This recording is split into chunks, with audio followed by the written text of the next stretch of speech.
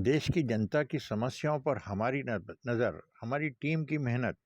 ہم بتائیں گے ہر طرح کی خبر، ہر کونے کی خبر، ہر راجیوں کی خبر، ہر طرح کی خبر پر ہماری نظر. دیکھتے رہیے ہر پل ٹی وی نیوز. میں جمیل خان، چیف نیوز ایڈیٹر. آپ کو کوئی بھی سمسیا یا پرابلم ہو تو 7498535286 پر سمپرک کر سکتے ہیں. سبسکرائب کرنا نہ بھولیں ہمارے چینل کو. دیکھ رہے ہیں ہر پل ٹی وی نیوز، ہر پل ٹائم، اور دو crime investigation, crime most wanted. 3 channel ہمارے اور ایک نیوز پیپر راشٹریہ ہندی پیپر ہے، جو ہم کافی سالوں سے آپ کے سامنے آپ کی سمسیا کو لے کے سرکار تک پہنچا رہے ہیں اور ہر سمسیا کا حل کرنے کی کوشش کر رہے ہیں. بھائی سیکولرزم کی حفاظت 2 بجے جلسہ ختم ہو جانا چاہیے. میں اس سے پہلے ہی ختم کر دوں گا. میرے بھائی، جمعیت علماء کا اپنا ایک کردار ہے. ہم اس سیکولر دستور کے محافظ ہیں. ہم سمجھتے ہیں کہ صرف زبانی نہیں کہ دنیا میں جا کر کے سیکولرزم کا ڈھنڈورا پیٹا جائے اور ملک کے اندر مسلمانوں کی 600 سال پرانی مسجدوں کو گرا کر کے وہاں مندر بنایا جائے. یہ سیکولرزم نہیں ہے، یہ ڈھول کا پول ہے. آپ کی پارلیمنٹ فیصلہ کر چکی ہے آج سے تقریباً 30-32 سال پہلے کہ جو مسجد جہاں جو مذہبی عبادت گاہ بنی ہوئی ہے سن 47 میں، اس عبادت گاہ کو اسی حال میں رہنے دیا جائے گا. آج آپ یہ کہتے ہیں کہ نہیں، بنارس کی مسجد کو توڑ دو، وہ ہماری ہے. متھرا کی مسجد کو توڑ دو. آپ کے کردار کا اور پارلیمنٹ کا کیا اعتبار ہے یہ بتائیے. کیا چیز ہے پارلیمنٹ کے اندر؟ پارلیمنٹ اس قانون کو بناتی ہے، آپ اس قانون کو ٹھوکر مار دیتے ہیں. آپ جو قانون آج بنا رہے ہیں کل کو دوسرا اسے ٹھوکر مار دے گا. یہ تو آپ نے ایک ریت اور رواج کر دیا. ہمیں کوئی غرض نہیں ہے اور حکومت خاموش بیٹھی ہوئی ہے. میرے بھائی، جمعیت علماء حکومت کا لحاظ کرتی ہے. جن کو حکومت ہے، ہمارے ملک کے عوام نے ان کو بیٹھالا ہے. ہمارے ملک کی اکثریت نے دستور کے مطابق ان کو ووٹ دیا ہے. ہم نے ووٹ دے کر کے انہیں بیٹھالا ہے. ہم یہ سمجھتے ہیں کہ ان کو ملک کے دستور کے اندر اس طریقے کی تشریح جس سے ملک کے ایک بہت بڑے طبقہ 20-25 کروڑ لوگوں کے حقوق کو آپ ٹھوکر مار رہے ہیں، ملک اس طرح امن و امان کے ساتھ نہیں چل پائے گا. اور اس کے نتیجے کے اندر ملک کی جو صورتحال ہے، آپ اپنی زبان سے کہتے رہیں کہ ملک ترقی کر رہا ہے اور ساری دنیا کے اندر ترقی کا ڈھڈورا پٹ رہا ہے، مگر ملک کے عوام کی جو صورتحال ہے اور فقر اور بے کسی کی جس طریقے پر پورے ہندوستان کے اندر کیفیت ہے، آپ اس کو دیکھ لیجئے. میں اپنی زبان سے کچھ نہیں کہتا ہوں. میں ایک مذہبی آدمی ہوں. میرا اپنا ایمان اور یقین ہے کہ اللہ جو چاہتا ہے وہ کرتا ہے. یعنی ایشور جو چاہتا ہے وہ کرتا ہے، یعنی اوم جو چاہتا ہے وہ کرتا ہے. آج آپ کر رہے ہیں، ٹھیک ہے، کر دیجئے. کل کو حالات بدلیں گے دنیا کے اندر. میں زندہ ہوں، میں بھی مر جاؤں گا اور دنیا کا ہر آدمی مر جائے گا. دوسرا آئے گا، اپنے خاص ذہن کے ساتھ آئے گا. حالات کیا ہوتے ہیں ان کو آج نہ میں جانتا ہوں نہ کوئی جانتا ہے. اللہ جانتا ہے اور ان کے سوا کوئی نہیں جانتا. میرے بھائی، ہم یہ سمجھتے ہیں کہ امن و امان کو پکڑنا چاہیے.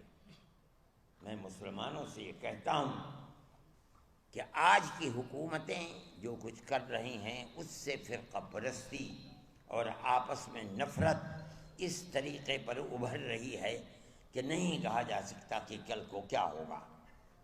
میں جمعیت علماء کے ہر ورکر سے یہ بات کہتا ہوں کہ آپس میں پیار و محبت کو پیدا کرو. اس کا یہ مطلب نہیں ہے کہ مسلمان سے پیار نہیں، اس ملک کے ہر رہنے والے سے محبت کرو. اپنے دکھ میں سکھ میں انہیں شریک کرو، ان کے دکھ اور سکھ کے اندر تم شریک ہو۔ ان کے یہاں شادی بیاہ ہے، وہ تم کو نہیں بلاتے، جاؤ اور مبارکبادی دے کر چلے آؤ۔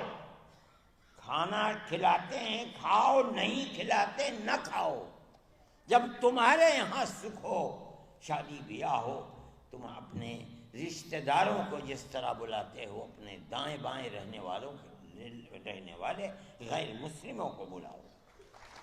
یہ تمہاری پرانی زندگی ہے، آج کی نہیں، یہ ہزاروں سال پرانی زندگی ہے۔ اور اسی طرح اس ملک کے اندر ہم رہتے چلے آئے ہیں۔ دنیا کے کسی ملک کے اندر مسلمان اور غیر مسلم کو اس طرح جیسے اس ملک میں رہتے ہیں نہیں رہنے دیتے۔ دیکھو گے گاؤں گاؤں کے اندر رہتے ہیں، اگر ان سے پوچھو کہ مسلمان کب سے آباد ہے، نہ مسلمان جانتا ہے کہ اس کی تاریخ کیا ہے، نہ ہندو جانتا ہے کہ اس کی تاریخ کیا ہے۔ اس پیار و محبت کے اندر شریک تھے، لیکن آج کی سیاست یہ پیار و محبت کی سیاست نہیں ہے۔ میں یہ سمجھتا ہوں کہ یہ بڑی تباہی کے آثار ہیں۔ آپ کو جمعیت علماء کے ورکر ہونے کی حیثیت سے آپ کو اس سلسلے میں قدم بڑھانا چاہیے۔ میں مدرسے والوں سے کہتا ہوں، صحیح ہے آپ کا مدرسہ مذہبی مدرسہ ہے، لیکن یاد رکھیے رسول اللہ صلی اللہ علیہ وسلم جن کی زندگی کو لوگ جانتے نہیں اور خاص طریقے کے اوپر برادران وطن نہیں جانتے، غیر مسلموں کے ساتھ اٹھنا بیٹھنا رہنا سہنا آپ کی زندگی تھی۔ آپ جب تک زندہ رہے، میں ایک بات کہتا ہوں اور تو یہ تو بڑی لمبی بات ہو جائے گی، ابو طالب آپ کے چچا تھے، آخری وقت تک بت پرست رہے اور کھانا پینا اٹھنا بیٹھنا اللہ کے نبی کے ساتھ تھا۔ اگر اللہ کے نبی کو مکے کے لوگوں نے آبادی سے باہر کر دیا، ابو طالب نے ساتھ نہیں چھوڑا، باہر رہے، اور دین کے اعتبار سے وہ اللہ کے دین کو، اللہ کے نبی کے دین کو نہیں مانتے تھے، آخری وقت تک نہیں مانتے تھے۔ جب جان نکل رہی تھی تب گئے نبی کریم علیہ السلام ان کے پاس اور جا کے کہا، چچا ایک مرتبہ لا الہ الا اللہ محمد رسول اللہ کہہ دیجیے، میں قیامت کے دن اللہ کے یہاں آپ کی شفاعت تو کر دوں گا۔ ابو جہل وہاں کھڑا ہوا تھا، ابو جہل نے کہا، ابو طالب کیا کہیں گے تمہارے بعد لوگ، کیا آخری وقت میں اپنے باپ دادا کے دین کو چھوڑ دیا؟ یہ کہا کہ نہیں، میں اپنے باپ دادا کے دین کے اوپر ہوں، اور مر گئے۔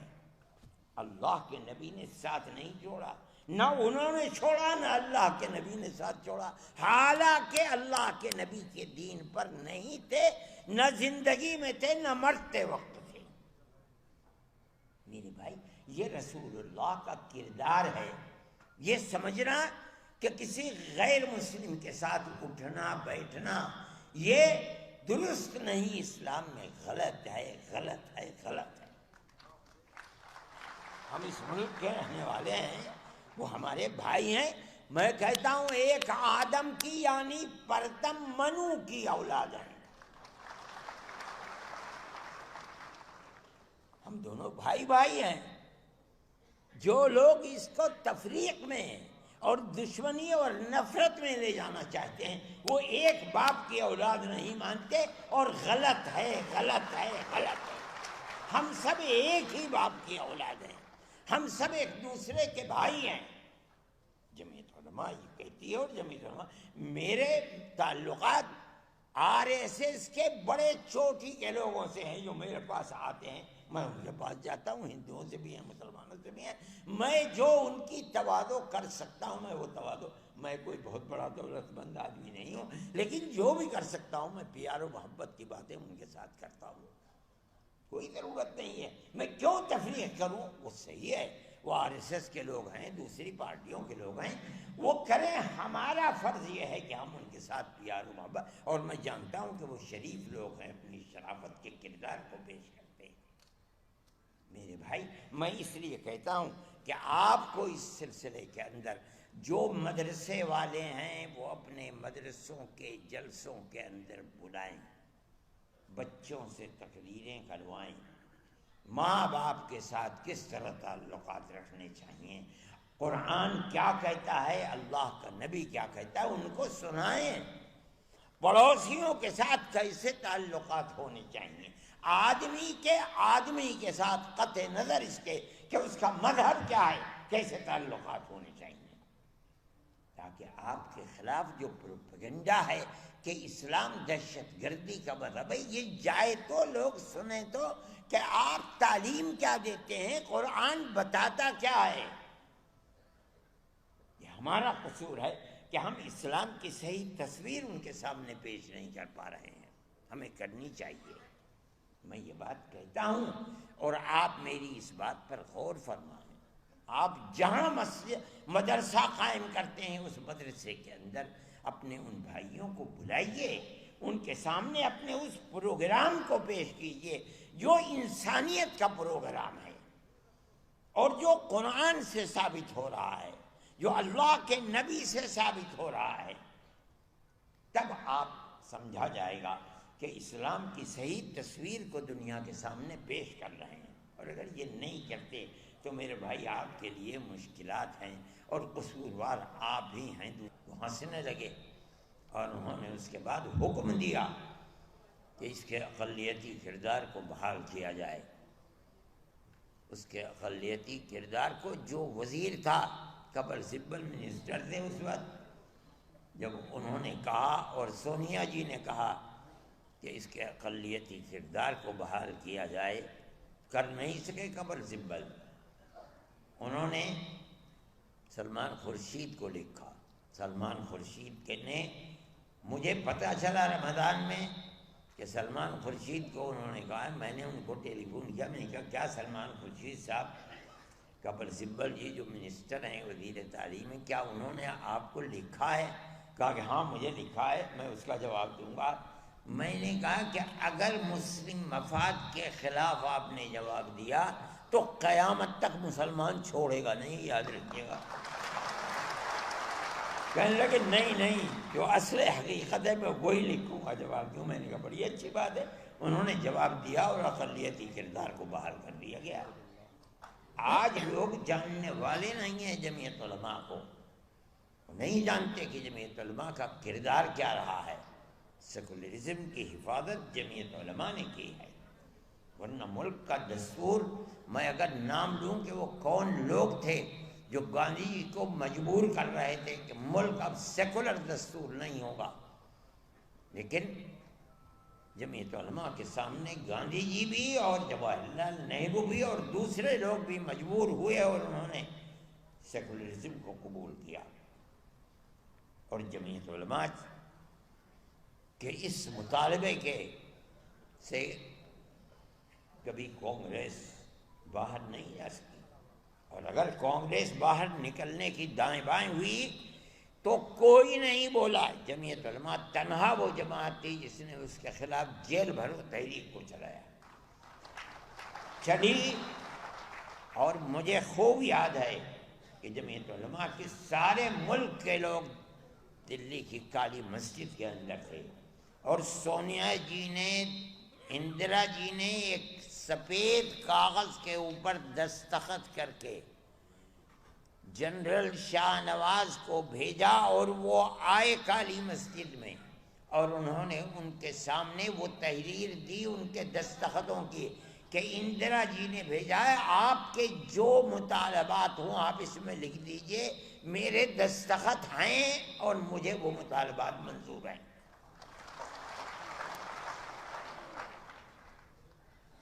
اس تحریک کو ان کے اس وعدے کے اوپر ختم کر دیا گیا. یہ دوسری تحریک تھی جو چلی تھی. یہ جمعیت علماء کا تعلق تھا. آج لوگ جانتے بھی نہیں کہ جمعیت علماء نے کیا کیا ہے.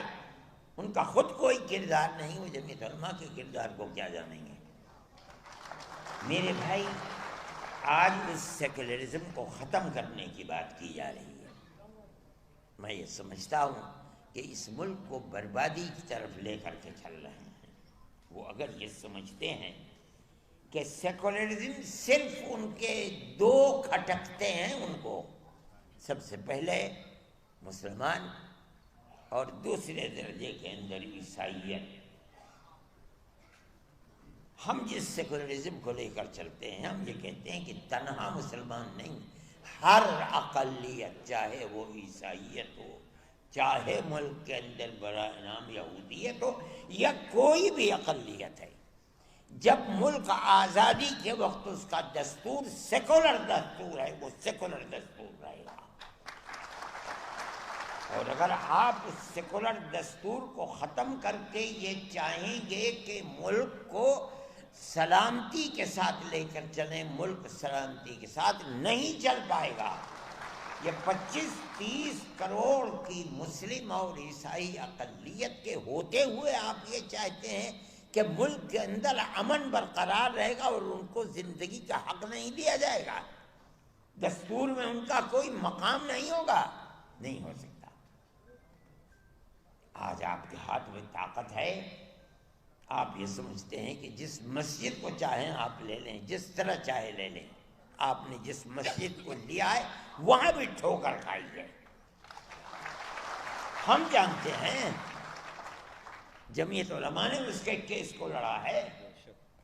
جس دن سے مسئلہ چل رہا ہے سن 51-52 سے، اس وقت سے لے کر آج تک اس کے کیس کو جمعیت علماء لڑتی رہی ہے۔ ہم نے کتنے کروڑ روپیہ اس کے اوپر لوور کورٹ، ہائی کورٹ اور سپریم کورٹ کے اندر خرچ کر دیا۔ ہمارا کوئی پیسہ نہیں تھا، قوم نے دیا، ہم نے اس کو خرچ کیا، اور ہم برابر لڑتے رہے۔ مسئلہ کیا تھا لڑائی کا؟ مسئلہ آپ سمجھیے، ہم لڑنے والے ہیں، ہم جانتے ہیں۔ مسئلہ یہ تھا کہ جس جگہ بابری مسجد بنی ہے وہ مسجد کی اپنی جگہ ہے، یا یہ رام جنم بھومی ہے، یہاں رام کا مندر تھا، بابر نے اس مندر کو توڑ کر یہاں مسجد بنائی ہے۔ مسئلہ یہ تھا، اسی مسئلے کے اوپر لڑائی ہم لڑ رہے تھے۔ آپ کو یاد ہوگا کہ آثار قدیمہ نے اس کی کھدائی کروائی تاکہ مندر کے باقیات نیچے سے نکلتے ہیں، نہیں نکلتے، باقیات نہیں نکلے، کوئی پتھر نہیں نکلا، کوئی ستون نہیں نکلا، اور آثار قدیمہ نے اس کے اندر کامیابی حاصل نہیں کی۔ اب آپ دیکھیے، ملک کی سب سے بڑی سپریم کورٹ عدالت ہے، وہ عدالت اپنے فیصلے میں کیا کہتی ہے؟ اس فیصلے میں عدالت نے کہا ہے کہ مسجد اپنی جگہ ہے، کسی مندر کو گرا کر مسجد نہیں بنائی گئی، ختم ہو گیا۔ ہمارا جو مقدمہ 50-70 سال سے چل رہا تھا، ہم اس مقدمے کے اندر کامیاب ہیں کہ بابر نے اپنی جگہ مسجد بنائی ہے، مندر توڑ کر مسجد نہیں بنی۔ ہم مسلمان ہیں، ہم جانتے ہیں کہ اگر کسی دوسری جگہ کے اوپر مندر توڑ کر مسجد بنائی جاتی، وہ مسجد نہیں ہے۔ مسجد وہ ہے جو مسجد کی جگہ ہے اور اس جگہ کو وقف کیا گیا ہے۔ ہم تو اس مقدمے کے اندر کامیاب ہیں۔ جب یہ کہہ دیا گیا کہ مسجد اپنی جگہ بنی ہے، مندر کو توڑ کر مسجد نہیں بنی۔ دوسرا فیصلہ کیا ہے کہ جنہوں نے اندر گھس کر مورتیاں رکھی ہیں وہ مجرم ہیں، انہوں نے غلط کیا، مسئلہ ختم ہو گیا۔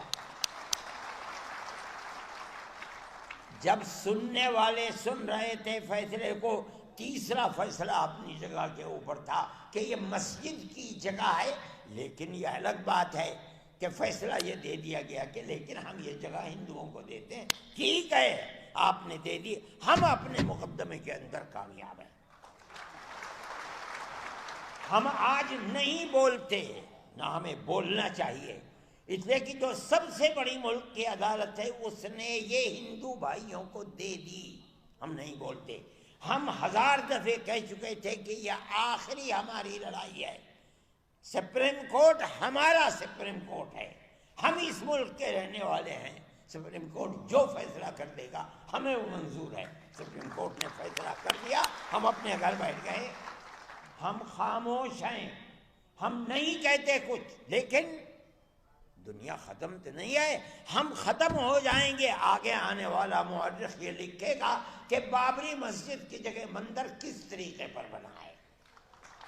ہم نہیں بولتے، لیکن کیا آنے والی دنیا خاموش ہو جائے گی؟ میرے بھائی، یہ تو دنیا کے حالات ہیں، کل کوئی اور تھا، آج کوئی اور ہے۔ اگر ہم یہ سمجھتے ہیں کہ ارشد ہمیشہ زندہ رہے گا تو پاگل ہے، مرے گا، میری جگہ کوئی دوسرا آ کر کرے گا۔ یہ تو دنیا ہے، یہاں اسی طرح آنا جانا لگا ہوا ہے۔ ایسی ذات جو ہمیشہ سے ہے، ہمیشہ رہے گی۔ میں کہتا ہوں وہ اوم ہے۔